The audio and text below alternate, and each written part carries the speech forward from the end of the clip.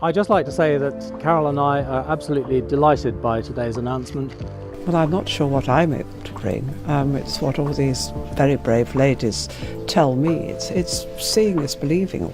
There are palaces built of stone, and there are palaces built of silence. In the fictional kingdom of Aldenmere, both kinds stood side by side, and for nearly 15 years, one woman had learned to live inside the second kind without ever raising her voice. Her name was Margaret Ashworth, and she was, by any measure, an unlikely addition to the royal family's orbit. Not royal herself, not aristocratic, not even particularly interested in titles, Margaret had built a modest but thriving catering business out of a rented kitchen in the market town of Rell, the kind of place where flour dusted the floorboards and orders came in on handwritten notes. It was there, arranging canapes for a countryside fundraiser, that her daughter Eleanor first crossed paths with Prince Frederick of Aldenmere, second in line to the throne.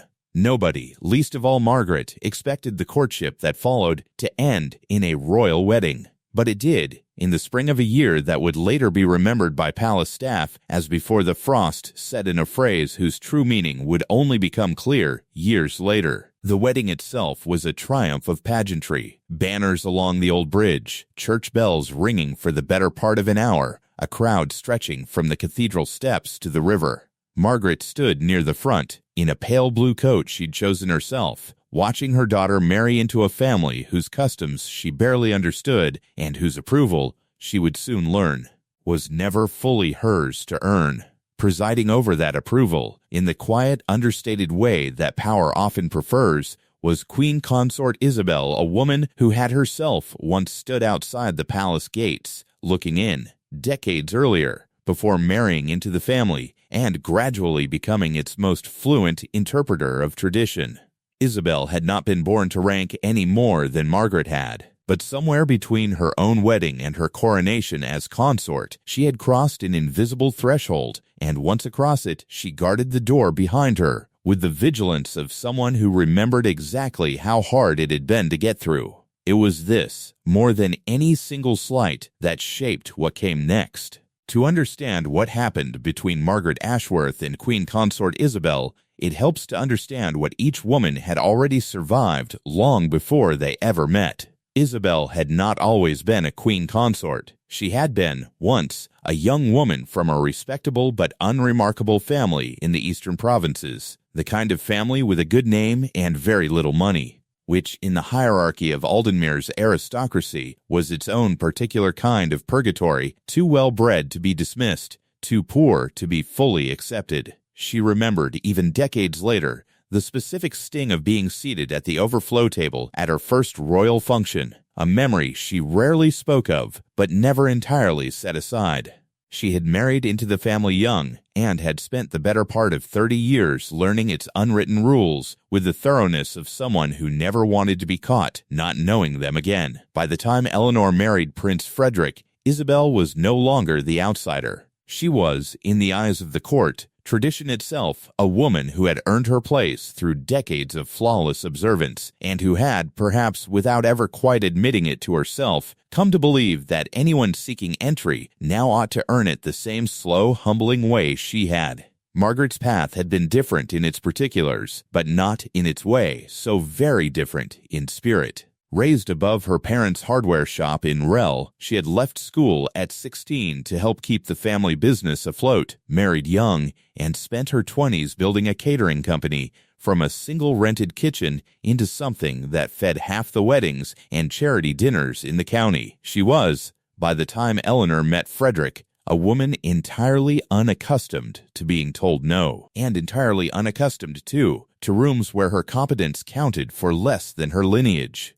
Two women, then, who had each spent their lives proving themselves against very different obstacles, meeting at last across a divide neither of them had built alone. Margaret raising a daughter who would become royal, Isabel guarding a threshold she herself had once needed someone to open for her. In the early years of Eleanor's marriage, the friction between Margaret and Isabel was almost too faint to name. It showed up in table seating at state dinners, where Margaret was placed politely, correctly, and always at a careful distance from the family's inner circle. It showed up in Christmas, when royal protocol required Eleanor and Frederick to spend the holidays at Branagh Hall with the wider family, leaving Margaret to celebrate alone in Rell with a smaller and smaller gathering each year. It showed up in the way palace staff, unfailingly courteous, always seemed to have one more form for Margaret to fill out before she could visit her own grandchildren. None of it was cruel, exactly. Cruelty would have been easier to name and easier to forgive. This was something quieter, 1,000 small closings of doors that were never technically slammed, only allowed to drift shut. When Eleanor and Frederick's first child, Prince Theodore, was born, Margaret arrived at the hospital with a bag of hand-knitted blankets and a heart full of plans. Sleepovers, afternoons in the garden, the unhurried intimacy of a grandmother who had raised 3 children of her own with no nanny and no rulebook. What she found instead was a nursery staffed by royal appointees, a visiting schedule set 6 weeks in advance, and a gentle but firm suggestion from the Queen Consort's office that consistency of care was best left to trained professionals. Margaret said nothing. She rarely did. But she began, without quite admitting it to herself, to keep track not of grievances exactly, more like a private ledger of moments that didn't add up to malice on their own, but which, taken together, told a story she couldn't ignore. The story reached what she would later call its turning point at the christening of Princess Wren, Eleanor's second child, held in the chapel at Hartsbridge in early summer. Margaret had arranged a small luncheon afterward, nothing extravagant, just a family gathering in the old walled garden behind the chapel, the kind of thing she imagined a grandmother was allowed to do. 2 days before the christening, she was informed, politely, that the luncheon had been folded into the official reception, which would take place at Branagh Hall instead, under Isabel's office's direction. Margaret's blankets, her flowers, her careful little plans were quietly absorbed into someone else's afternoon. She attended the official reception. She smiled. She said all the right things, and on the drive home that evening, she decided, without ceremony, that she was done asking. It would be easy, telling this story, to paint Isabel simply as an obstacle, a gatekeeper standing between Margaret and the family she loved. But the truth, as it usually is, was more complicated than that. Isabel was not cruel. She had, in fact, spent years quietly advocating for causes far from the glamour of palace life, literacy programs in the Northern Territories, a hospital wing named not after herself, but after a nurse who had once cared for her own ailing mother. She wrote handwritten notes to staff on their birthdays, remembered the names of drivers' children, and had, more than once, intervened privately to soften a harsh decision made by some other branch of the family's sprawling bureaucracy. To the people who worked for her, she was, on the whole, decent and fair. But decency toward strangers and generosity toward equals are not always the same as warmth toward a perceived rival, and Isabel, for all her private kindness, had never quite been able to see Margaret as anything other than a challenge to the order she had spent a lifetime mastering. It was not malice, exactly. It was something more like fear, dressed up as protocol, the fear of a woman who had clawed her way to belonging, watching someone else expect to be handed the very thing she'd had to earn. Margaret, for her part, harbored no illusions about changing Isabel's mind through argument. She had learned long before setting foot in a palace that some doors do not open because you knock more politely. They open only when the person on the other side decides, for reasons of their own, that keeping them shut has stopped serving them. And so, Margaret waited, not passively, but purposefully, gathering herself, gathering her resolve, gathering, in time. Rather more than resolve alone, what followed was not a scandal, not a public rupture, not even a conversation anyone could point to and say, that was the moment it changed. It was simply absence, accumulating. Margaret stopped angling for invitations she suspected wouldn't come. She stopped offering suggestions for family occasions, having learned they would be overruled regardless. She poured her energy instead into the life she still controlled entirely her catering business, which had grown into a respected name across 3 counties, and her friendships in Rell, where nobody cared what fork was correct for the fish course. It would be inaccurate to call this bitterness. It was something closer to self-respect, arriving late but arriving nonetheless. Still, the toll was real. Margaret watched from a careful distance as her grandchildren grew. Theodore's first steps relayed to her secondhand, Wren's early words described in a phone call rather than witnessed in person. Eleanor, caught between the mother who raised her and the family she had married into, tried valiantly to bridge the two worlds, arranging visits where she could, softening the edges of palace protocol whenever it was within her power to do so. But Eleanor was one woman navigating an institution centuries older than herself, and the gap between her mother and the palace continued to widen despite her best efforts. The public, for its part, noticed nothing. Margaret gave no interviews, wrote no memoirs, made no pointed remarks to reporters who occasionally sniffed around for a story about the commoner grandmother. Her silence was, in its own way, a kind of discipline one she had taught herself over years of biting back words that would have cost her more than they were worth. But discipline is not the same as forgetting. And what Margaret had been quietly gathering in those years of small closed doors was not resentment so much as clarity. There is a particular kind of attention that develops in people who have learned not to speak up a compensatory sharpness, as though the words that go unsaid have to go somewhere, and so instead they become observation.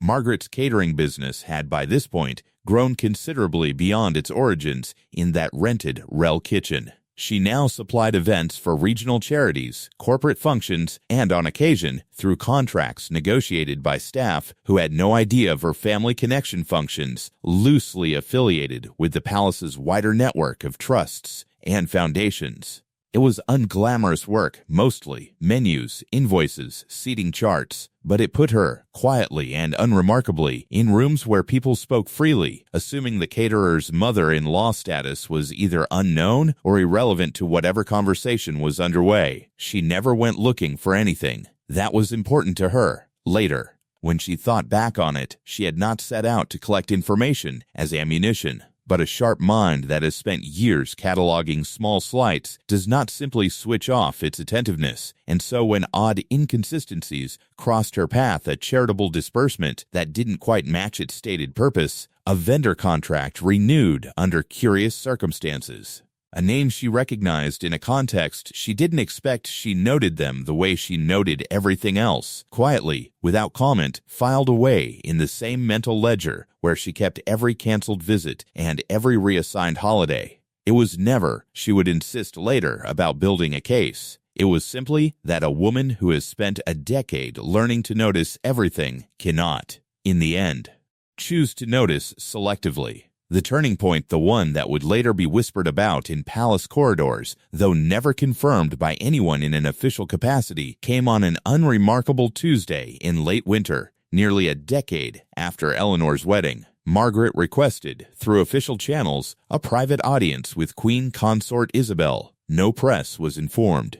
No aides accompanied her beyond the palace's own security detail. She arrived carrying nothing more dramatic than a folder of business correspondence records related to a charitable trust she had established years earlier. One that, through the ordinary business of running a company and sitting on regional boards, had crossed paths more than once with matters closer to the palace than anyone might have expected. What passed between the two women in that private meeting room has never been recorded, and likely never will be. What is known, because palace staff are only human and human institutions leak, is that the meeting ran considerably longer than scheduled, and that Isabel emerged from it visibly altered, not scandalized, not undone, but shaken in the specific way that people are shaken when they realize someone they underestimated has in fact been paying very close attention. Margaret said little about it afterward, then or ever. When asked once, gently, by a family friend what had happened in that room, she offered only this: I told her that I had spent a great many years being quiet, and that quiet is not the same as unaware. Whatever was actually discussed, the effect on palace life was unmistakable. In the weeks that followed, small but noticeable shifts began to appear.